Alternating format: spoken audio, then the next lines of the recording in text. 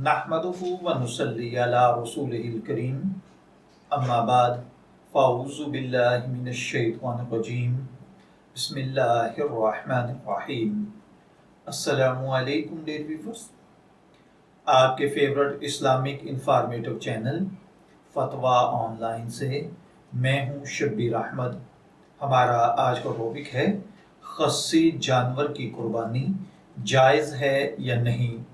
ये एक सवाल है जो कि मोहम्मद सिद्दीक साहब ने पूछा है। वो कहते हैं कि हमारे इलाके में एक बात बहुत मशहूर है कि कुर्बानी के लिए जानवर बकरा वगैरह खस्सी होना चाहिए या नहीं, क्योंकि लोग ये समझते हैं कि खस्सी बकरे की कुर्बानी सही नहीं है।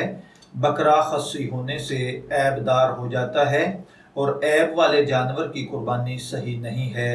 तो अब आप कुरान और सुन्नत की रोशनी में बताइए कि किस बकरे की कुर्बानी सही है, यानी खस्सी या गैर खस्सी या दोनों की। तो देखिए भाइयों, याद रखिए, खस्सी जानवर की कुर्बानी सिर्फ जायज़ ही नहीं बल्कि गोश्त के लजीज होने की वजह से गैर खस्सी जानवर की कुर्बानी से अफजल और बेहतर है। लिहाजा जो भाई मोहम्मद सिद्दीक साहब ने पूछा है कि उनके इलाके में ये कहा जाता है कि खस्सी जानवर ऐबदार हो जाता है इसलिए इसकी कुर्बानी सही नहीं, तो इस बात की कोई हकीकत नहीं है।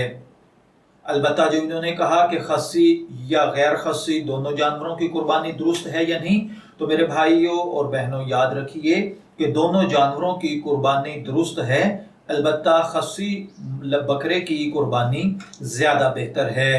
मैं दुआगो हूँ कि अल्लाह ताला हमें इन बातों को समझकर इनके मुताबिक अमल करने की तौफीक अता फरमाए।